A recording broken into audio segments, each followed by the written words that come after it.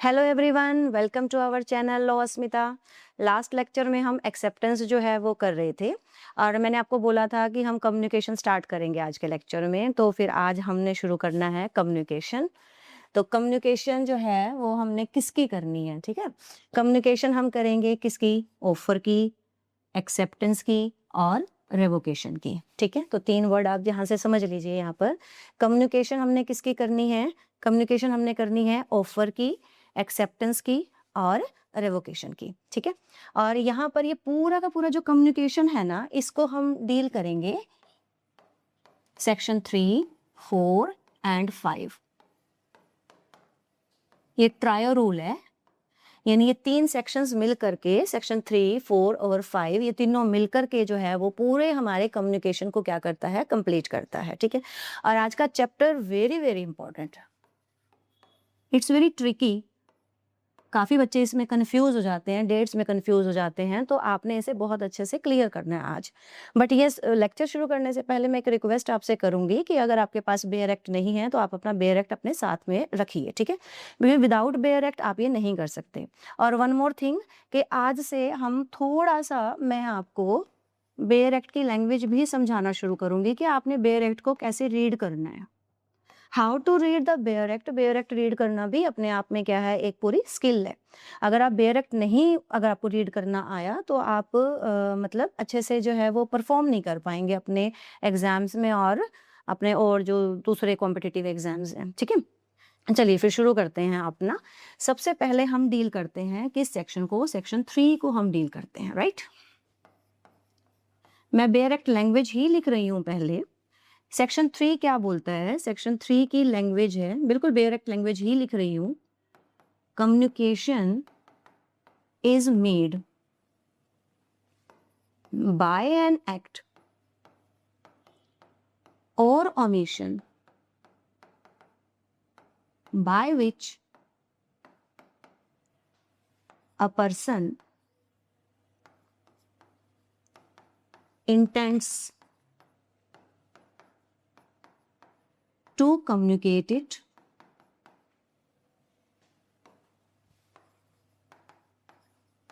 or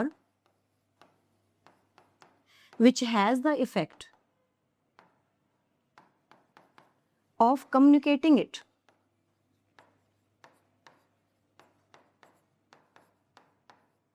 देखिए अब ये बेयर एक्ट लैंग्वेज है, ठीक है।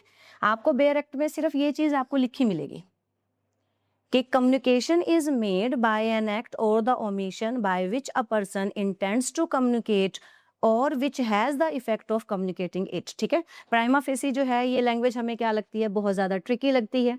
बट ये लैंग्वेज आपको तब तक ट्रिकी लगेगी जब तक कि आपको बेयर एक्ट पढ़ना नहीं आएगा। एक बार आपको बेयर एक्ट पढ़ना आ गया तो सारी चीजें अपने आप ही सिंप्लीफाई होती चली जाएंगी, ठीक है। तो सबसे पहले हम शुरुआत करते हैं। देखिए कम्युनिकेशन इज मेड, यहां पर इस वर्ड पर आ जाओ।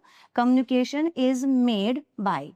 अब जैसे ही यहां पर है कि कम्युनिकेशन इज मेड बाय, ये अपने आप में क्वेश्चन है और उसका आंसर जो है ये अपने आप में क्या क्वेश्चन है? हाउ। ये किसका जो है? ये क्वेश्चन है how. How the communication is made. Is it clear? तो सेक्शन 3 की जो बेयर एक्ट लैंग्वेज है उसकी स्टार्टिंग ही कहाँ से हो रही है कि कम्युनिकेशन इज मेड बाय। अब जैसे ही मेड बाय है तो इसका मतलब अपने आप में ये क्वेश्चन का आंसर दे रहा है और क्वेश्चन आपका क्या है? How the communication is made. तो सबसे पहले अगर कोई आपसे पूछे कि कौन सा है, कौन सा सेक्शन है कॉन्ट्रैक्ट एक्ट का जो डील करता है किससे? Communication of offer, acceptance, revocations की होती कैसे है? How it is made. तो your answer is section 3। Section 3 जो है वो डील करता है how the communication is made. Clear है इतना? यहां तक एक बात समझ में आ गई आपको? सेकंड, अब हम वर्ड उठाते हैं कि कैसे होती है कम्युनिकेशन। कम्युनिकेशन होती है बाय एन एक्ट और द ओमिशन, राइट। कम्युनिकेशन कैसे करना है? बाय एन एक्ट और द ओमिशन। अब आपको ये पता होना चाहिए कि एक्ट और ओमिशन होते क्या हैं और उन दोनों में डिफरेंस क्या होता है, ठीक है। क्लियर है इतना? ये एक मिनट में ये ऊपर से आपका रब कर दूं।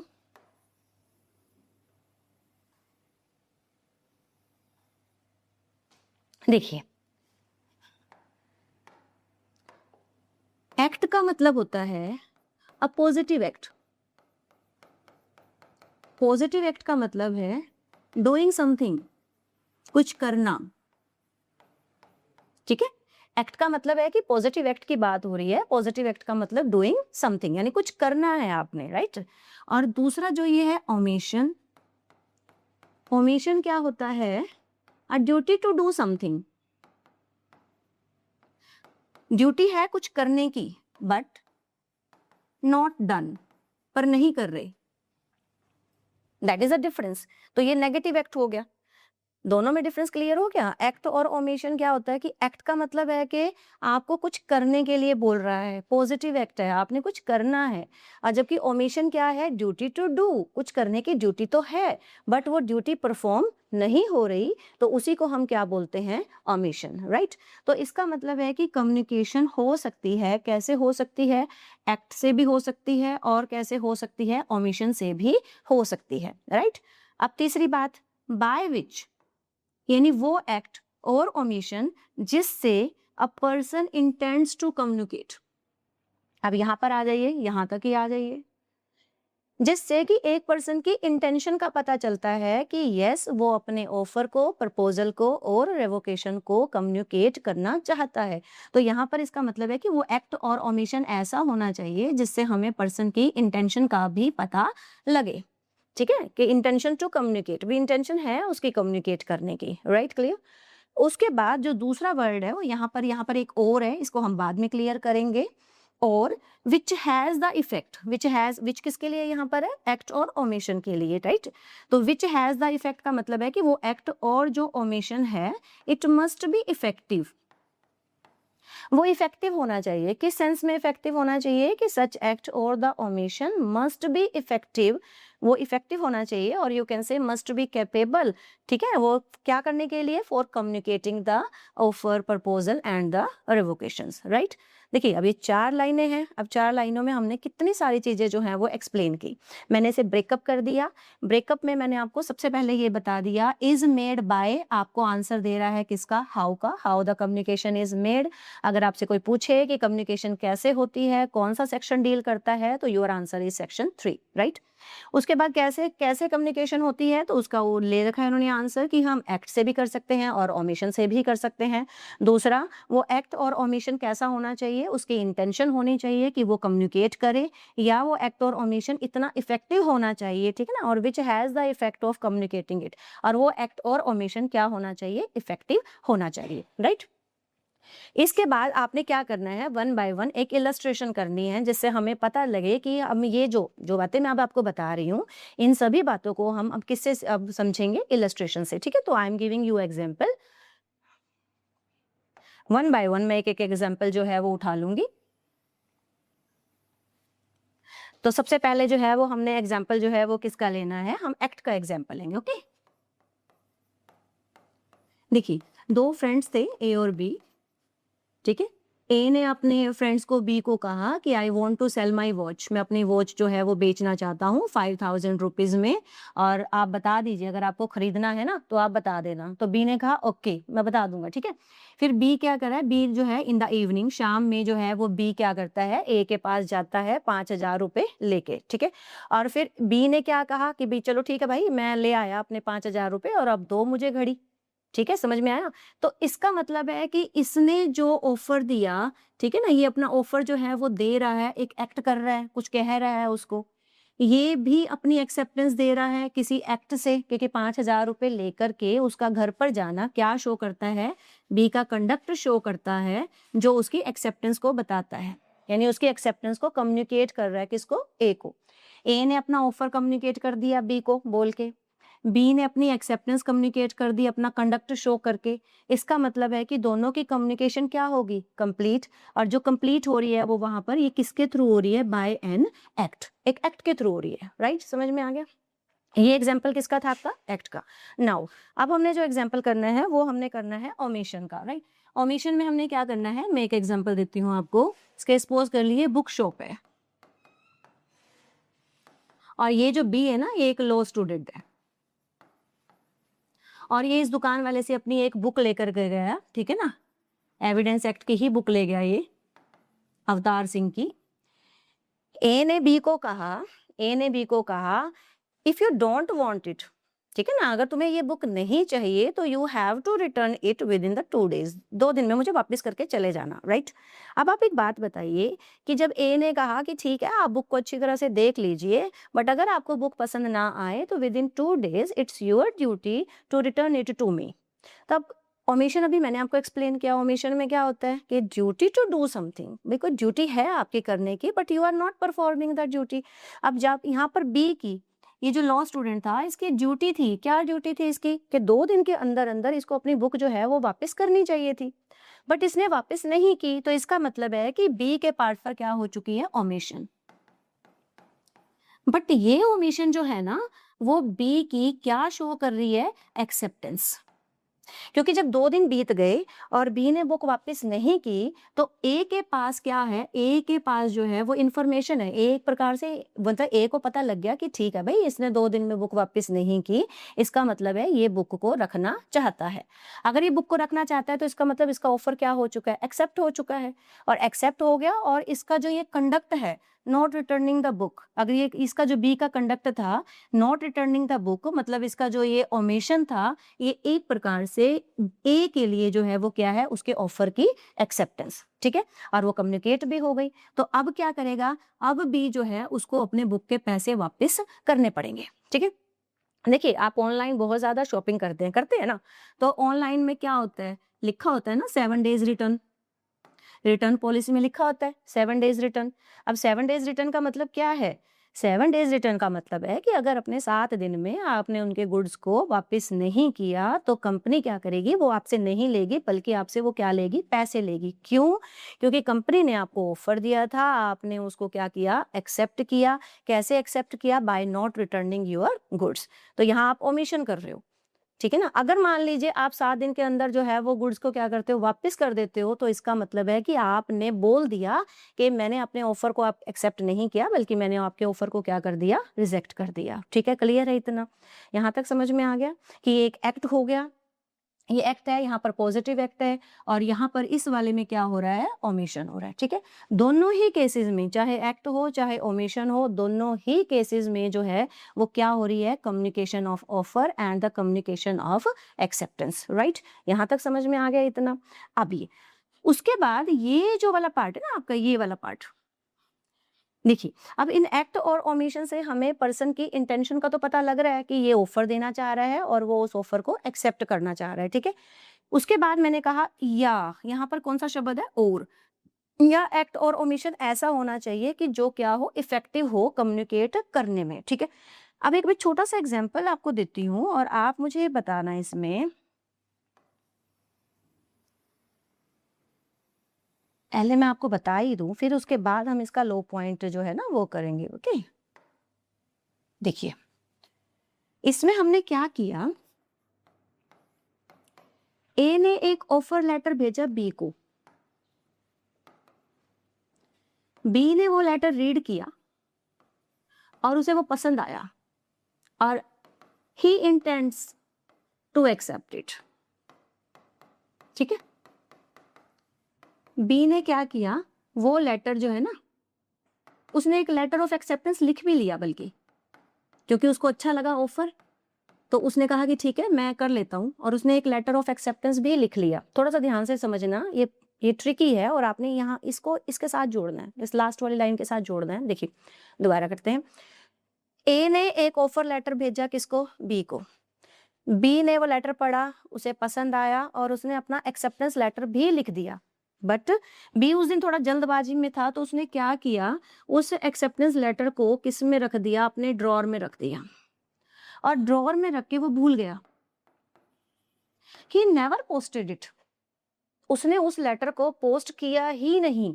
अब आप मुझे एक बात बताइए, इंटेंशन थी, हाँ भाई थी, क्योंकि इंटेंशन थी तभी तो उसने लेटर ऑफ एक्सेप्टेंस लिखा, इंटेंशन थी। बट आप एक बात बताइए, क्या उसका ये एक्ट के ड्रॉर में उसने रख दिया, उसने कभी उसको पोस्ट किया ही नहीं, क्या ये एक्ट इफेक्टिव था उस एक्सेप्टेंस को कम्युनिकेट करने में? तो आंसर इज नो, नहीं।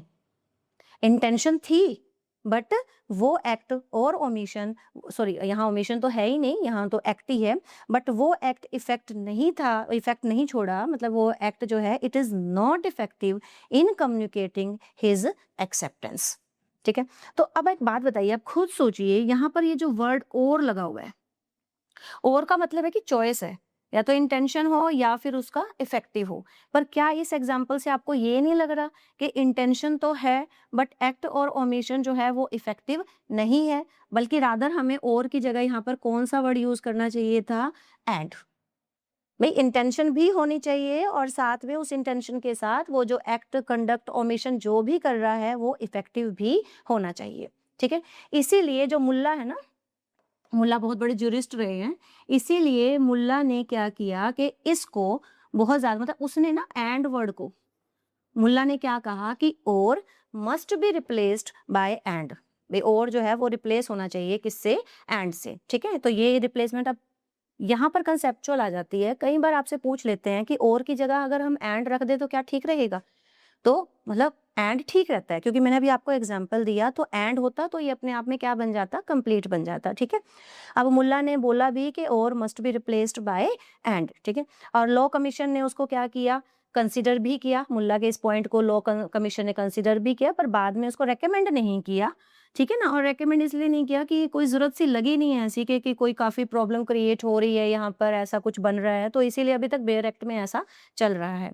पर ये मैंने एक आपको एक्स्ट्रा पॉइंट बता दिया कि और must be replaced by and. ठीक है, क्लियर है इतना? सेक्शन 3 समझ में आ गया आपको? सेक्शन 3 आपका देखो, मैंने पूरा का पूरा सेक्शन 3 जो है वो ब्रेकअप कर दिया। इसमें हाउ का आंसर मिल गया, how is the communication complete, और sorry how the communication is made, कैसे होगी, एक्ट और ओमिशन, क्या होते हैं एक्ट, क्या होते हैं ओमिशन। फिर मैंने आपको बताया कि एक्ट और ओमिशन ऐसे होने चाहिए जिससे बंदे की इंटेंशन का भी पता लगे, और दूसरा ये वो एक्ट और ओमिशन इफेक्टिव भी होने चाहिए इन communicating the offer, acceptance and the revocation. ठीक है, इतना क्लियर है अपना? तो देखिए ये सेक्शन 3 आपका कंप्लीट हो चुका है। Now we move to the section 4। Okay,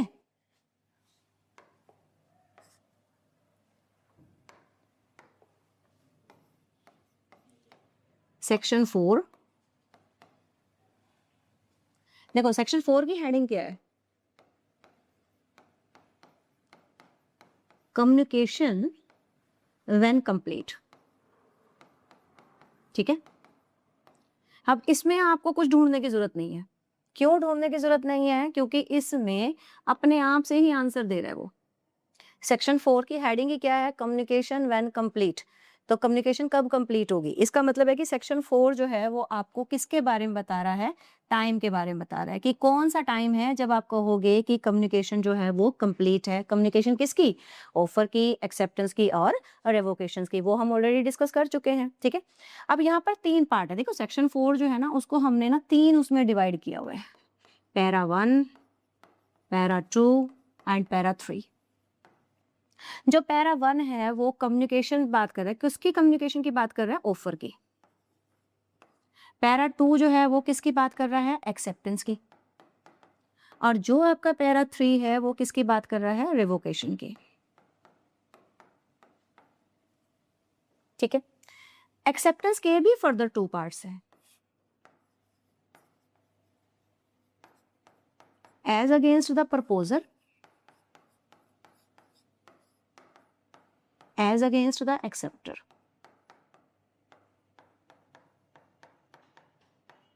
इसी तरह से रेवोकेशन जो है वो भी किसकी होती है, revocation it may be of offer और it may be of acceptance. तो यहां भी वही है कि ऑफर का है तो इसका मतलब ऑफरर का बाउंड होगा, एक्सेप्टेंस अगर है तो इसका मतलब एक्सेप्टर का बाउंड होगा। ठीक है, तो ये सारा जो है ना ये हमने सेक्शन 4 के अंदर डिस्कस करना है। ठीक है, क्लियर है इतना? दोबारा देख लेते हैं, सेक्शन 4 किसकी बात कर रहा है, सेक्शन 4 की हेडिंग ही क्या है, कम्युनिकेशन व्हेन कंप्लीट। अब ये वर्ड व्हेन आ गया तो इसका मतलब है कि टाइम की बात हो रही है। सेक्शन 4 में कितने पैरा है, 3 पैरा है। पैरा 1 किसको करता है, डील ऑफर को, 2 किसको करता है, एक्सेप्टेंस को, 3 किसको करता है, रेवोकेशन को। ठीक है, एक्सेप्टेंस भी इसमें यहाँ पर जो है वो कितनी स्टेजेस में है, 2 स्टेजेस में है। पहला एज अगेंस्ट द प्रपोजर, दूसरा एज अगेंस्ट द एक्सेप्टर। ऐसे ही रेवोकेशन जो है वो किसकी है, ऑफर की भी हो सकती है और एक्सेप्टेंस की भी हो सकती है। ठीक है, क्लियर है इतना। तो अब हम क्या करेंगे, हम बेयर एक्ट लैंग्वेज यहाँ पर लिखेंगे और फिर बेयर एक्ट लैंग्वेज को ही आज आपने समझना है। ठीक है, आज का मेरा टारगेट ही यही है कि आपको बेयर एक्ट भी समझाना जो है थोड़ा थोड़ा मैं शुरू कर दूँ। क्लियर, तो ये अगर आपने करना है ले लो आप स्क्रीनशॉट अगर लेना चाहो तो। देखिए पैरा 1 हम करते हैं सेक्शन 4 का।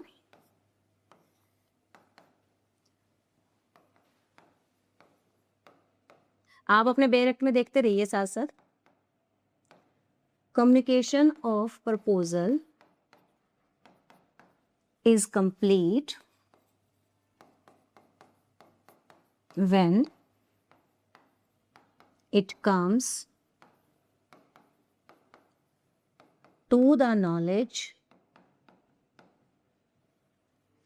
of the person to whom it is made।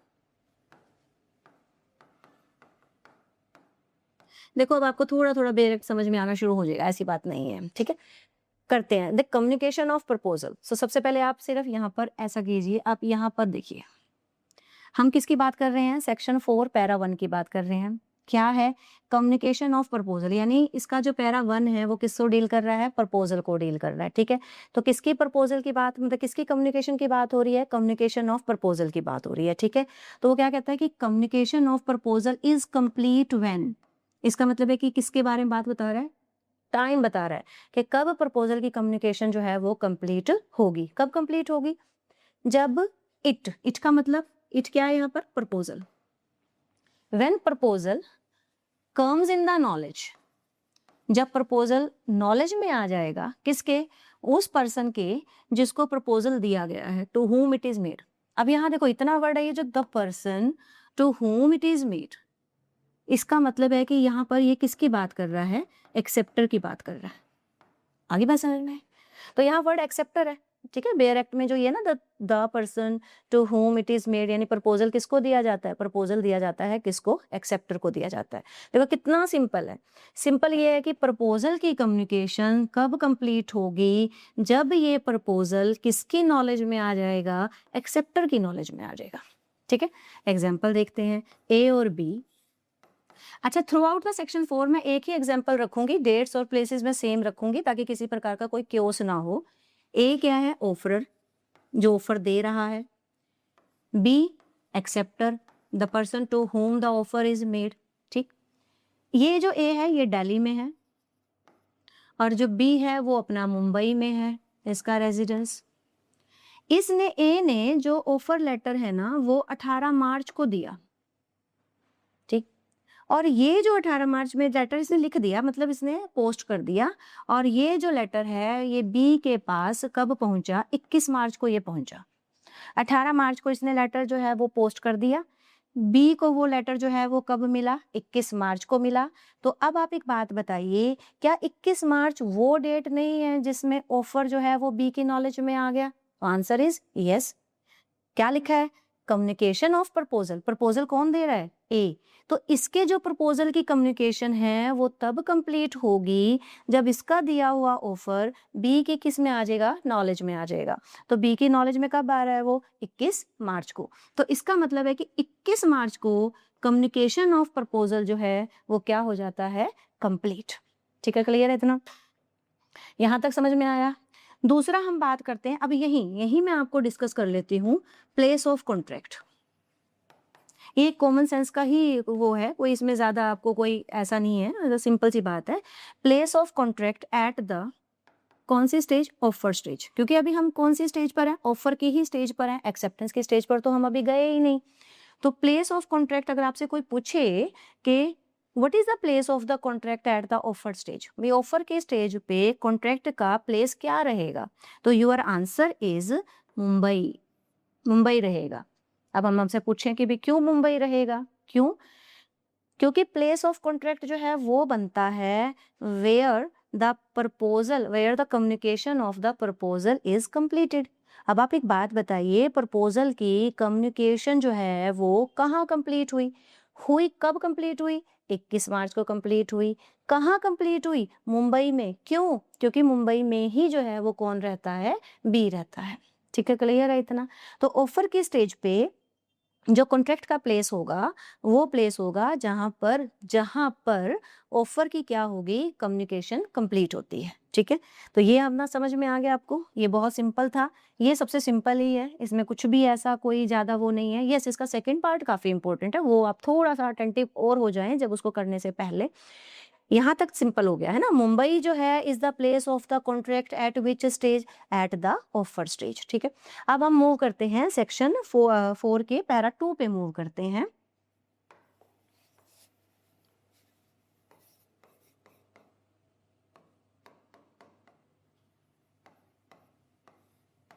Heading वही लिख रही हूं मैं, बेयर एक्ट ही की लैंग्वेज लिखूंगी क्योंकि आज हमारा काम ही यही है।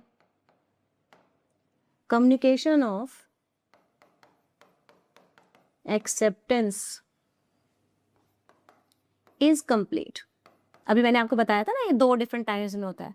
First, as against the proposer,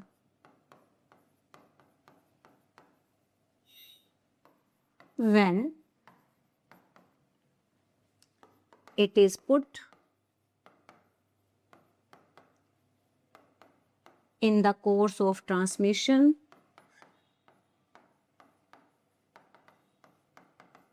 to him so as to be out of the power of the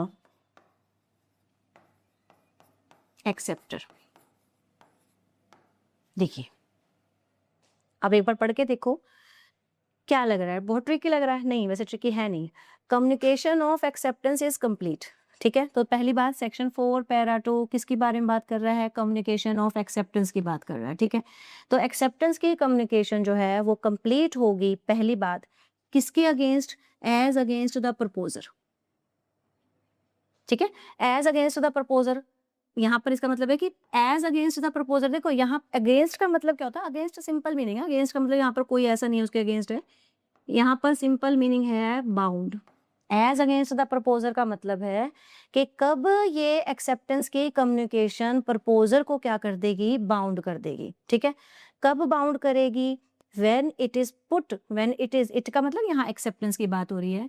जब इस एक्सेप्टेंस लेटर को हम कहाँ कर देंगे? पोस्ट कर देंगे। When it is put in the course of the transmission to him, यहाँ पर हिम कौन है? ऑफरर। ठीक है, जब हम इसको when it is put in the course of the transmission to him, यानी जब लेटर ऑफ एक्सेप्टेंस को आप पोस्ट कर देंगे किसको? ऑफरर को, so as to be out of the power. इसका मतलब क्या है? क्योंकि देखो एक्सेप्टर ने जब एक्सेप्टेंस लेटर पोस्ट कर दिया तो लेटर तो पोस्ट हो गया, तो इसका मतलब है कि अब वो एक्सेप्टर के हाथ में नहीं है, वो एक्सेप्टर की पावर की क्या हो गया? बियॉन्ड हो गया। ठीक है, तो जैसे ही अब सारा मिला करके देखो क्या है अब इसका। ठीक है, दोबारा देखते हैं, चलो एक बार। Communication of acceptance is complete. पहली बात, एक्सेप्टेंस की कम्युनिकेशन कंप्लीट होने की बात हो रही है। किसके अगेंस्ट? प्रपोजर के अगेंस्ट। यानी ये कम्युनिकेशन प्रपोजर को कब बाउंड करेगी? जब बाउंड करेगी जब एक्सेप्टर अपना लेटर ऑफ एक्सेप्टेंस क्या कर देगा? पोस्ट कर देगा। ठीक है, क्लियर है इतना? Second part, as against the acceptor. अब एज अगेंस्ट द एक्सेप्टर का मतलब क्या है? एक्सेप्टर कब बाउंड होगा? एक्सेप्टर बाउंड होगा when it comes in the knowledge of proposer. जब ये लेटर ऑफ एक्सेप्टेंस, इट का मतलब लेटर ऑफ एक्सेप्टेंस की बात हो रही है, जब ये लेटर ऑफ एक्सेप्टेंस किसकी नॉलेज में आ जाएगा? प्रपोजर की नॉलेज में आ जाएगा, तो उसी वक्त जो है वो एक्सेप्टर क्या हो गया? बाउंड। पहले कौन बाउंड हुआ? प्रपोजर। फिर कौन बाउंड हुआ? एक्सेप्टर। इसका मतलब दोनों क्या हो चुके हैं? बाउंड हो चुके हैं। अब वो जो है वो बैकआउट नहीं कर सकते। ठीक है, क्लियर है इतना? This is the bare act language. ठीक है। इसको मैंने कोशिश की है आपको समझाने की। अब एक एग्जाम्पल हम देंगे तो उससे आपको ये वाली लैंग्वेज बिल्कुल क्लियर हो जाएगी। बेयर एक्ट आप अपने साथ रखिए और साथ साथ मेरे ही उस एग्जाम्पल पर आप अपनी बेयर एक्ट लैंग्वेज को अप्लाई करते चलिए, ठीक है। एग्जाम्पल हम वही लेंगे, एग्जाम्पल मैं बिल्कुल चेंज नहीं करूंगी, डेट भी चेंज नहीं करूंगी। ए दिल्ली में है, बी मुंबई में है। इसने अपना लेटर ऑफ जो है ऑफर लेटर वो पोस्ट किया कब? 18 मार्च को। बी को वो लेटर जो है वो मिला किसको? 21 मार्च को। बी को लेटर पसंद आ गया, ऑफर लेटर पसंद आ गया, बी को लगा कि हाँ नहीं ऑफर अच्छा है तो चलिए ठीक है हम इसे एक्सेप्ट कर लेते हैं। तो बी ने अपना जो लेटर ऑफ एक्सेप्टेंस है वो पोस्ट कर दिया किसको? 24 मार्च को। और ये लेटर एक्सेप्टेंस लेटर ए को मिला कब? 27 मार्च को। अब ध्यान से देख लेना, ठीक है, क्लियर है इतना? ए ने ऑफर लेटर कब पोस्ट किया? 18। बी को ऑफर लेटर कब मिला? 21 मार्च को। यहाँ पर ए क्या है आपका? ऑफरर, और यू कैन से प्रपोजर, क्योंकि आपकी डायरेक्ट लैंग्वेज में प्रपोजर वर्ड है तो प्रपोजर ही लिख लीजिए। और बी आपका क्या है? एक्सेप्टर, ठीक है।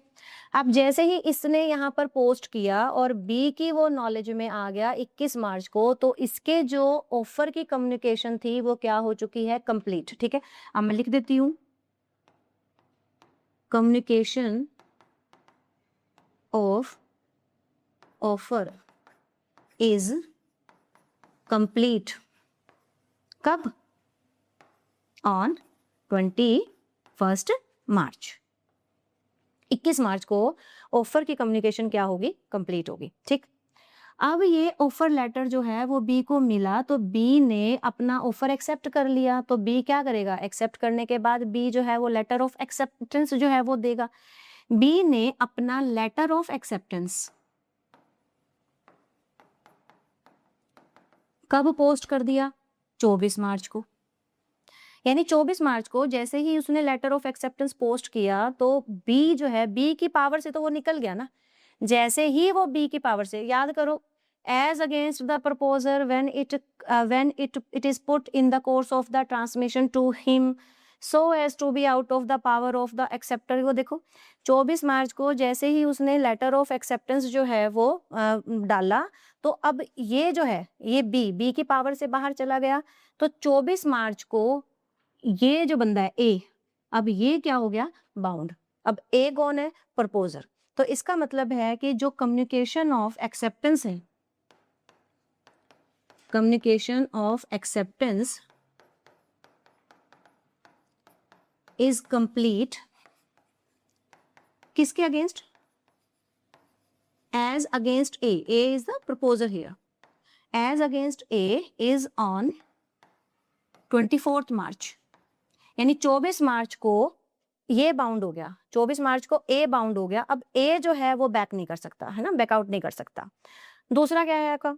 उसके बाद मैंने क्या बताया था बेयर एक्ट में आपको? थर्ड लाइन क्या बोली थी? एज अगेंस्ट द एक्सेप्टर, ठीक है। तो जो ये एक्सेप्टर है, बी हमारा एक्सेप्टर है। As against the acceptor when it comes in the knowledge of the proposer. Proposer कौन है? ए। अब ए की नॉलेज में ये लेटर ऑफ एक्सेप्टेंस कब आया? 27 मार्च को। तो जैसे ही 27 मार्च को ए की नॉलेज में आया तो अब कौन बाउंड हुआ? बी बाउंड हुआ, ठीक है। तो कम्युनिकेशन ऑफ, यहाँ पर मैं लिख रही थी, communication of acceptance is complete as against the A की जगह यहाँ पर क्या आ जाएगा? बी इज ऑन 27 मार्च, ठीक है। क्लियर है इतना? ये समझ में आ गया इतना? सबसे ज्यादा ट्रिकी है, कॉम्प्लिकेट, बच्चे इन डेट्स में ही जो है वो कंफ्यूज हो जाते हैं। लेटर ऑफर लेटर कब गया? 18 मार्च को। बी की नॉलेज में कब आया? 21 मार्च को। 21 मार्च को कम्युनिकेशन ऑफ ऑफर कंप्लीट हो जाता है। ये लेटर ऑफ एक्सेप्टेंस कब पोस्ट करता है? 24 मार्च को। जैसे ही ये पोस्ट करेगा ये किसको बाउंड कर देगा? ए को बाउंड कर देगा। ये 24 मार्च को फिर ये इसने पोस्ट किया, इसको कब मिला? 27 मार्च को। जैसे ही इसको ये मिलता है ये किसको बाउंड कर देगा? बी को बाउंड कर देगा, ठीक है। तो this is all about the para 2 section 4। ये सेक्शन 4 का पैरा 2 है। थर्ड बिल्कुल आसान है, थर्ड में कोई ज्यादा वो नहीं करना हमने, ठीक है। इसका स्क्रीनशॉट ले लो, ये आपके लिए बहुत काम का है ये, ठीक है। Para 3 section 4। Bare act language जो है वो इसकी लिख लेते हैं। पैरा 3 किसके बारे में बात करता है?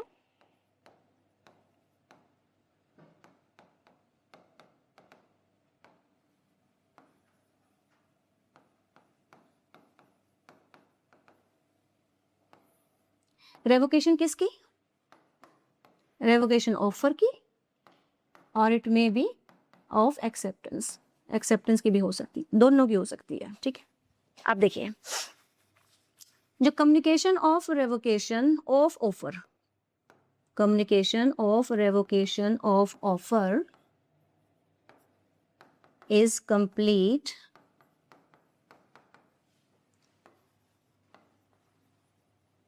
as against proposer when it is posted and as against acceptor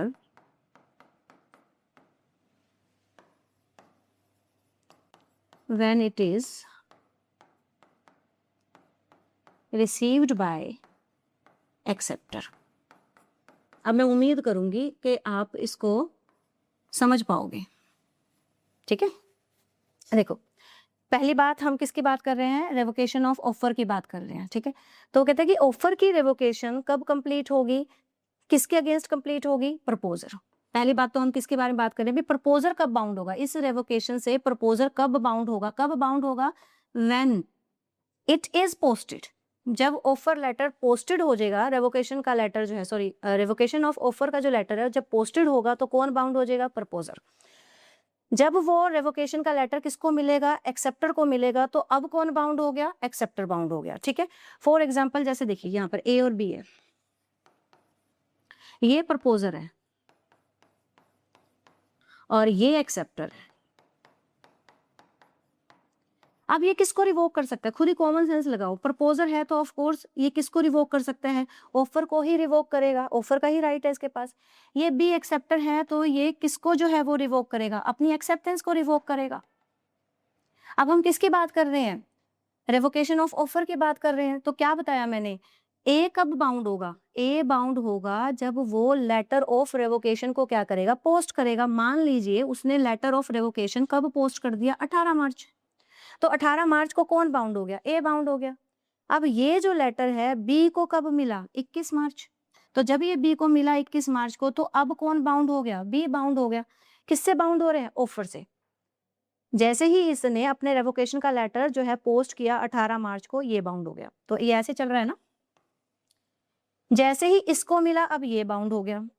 अब यहाँ पर बिल्कुल सिंपल रहेगा। देखो, रेवोकेशन ऑफ ऑफर, अब ऑफर की जगह तुम कौन सा वर्ड यूज कर सकते हो? एक्सेप्टेंस। कि revocation of acceptance is complete as against the, अब यहाँ प्रपोजर की जगह क्या लगेगा? एक्सेप्टर। बाकी सारा का सारा क्या रहेगा? प्रपोजर की जगह acceptance, sorry, acceptor word use किए, एक्सेप्टर की जगह क्या यूज करोगे? प्रपोजर यूज करोगे। ऑफर की जगह क्या यूज करोगे? एक्सेप्टेंस यूज करोगे, ठीक है। अगर मान लीजिए अब ये चाहता है अपनी रिवोक करना, ये अपनी एक्सेप्टेंस को रिवोक करना चाहता है, तो ये एक लेटर ऑफ रेवोकेशन तैयार करेगा। तो मान लीजिए इसने अपना एक्सेप्टेंस लेटर जो है वो कब किया? इसने जो है वो पोस्ट किया कब? 21 मार्च को। ये लेटर जैसे ही ये पोस्ट करेगा, अपनी लेटर ऑफ रेवोकेशन ये पोस्ट करेगा, एक्सेप्टेंस को रिवोक करने का लेटर पोस्ट करेगा, तो बी बाउंड। अब ये लेटर जैसे ही ए को मिलेगा, तो ये ए को मान लीजिए ये कब मिल रहा है? 24 मार्च को मिल रहा है। तो जैसे ही ए को मिलेगा, अब ये जो है वो ए क्या हो जाएगा? बाउंड हो जाएगा, ठीक है। क्लियर है इतना? देखिए, हम अभी तो वैसे मेरा सेक्शन 5 जो है ना अभी रहता है, अगर हम इसको भी करेंगे ना सेक्शन 5 को, तो बहुत कंफ्यूजिंग हो जाएगा आप लोगों के लिए ना।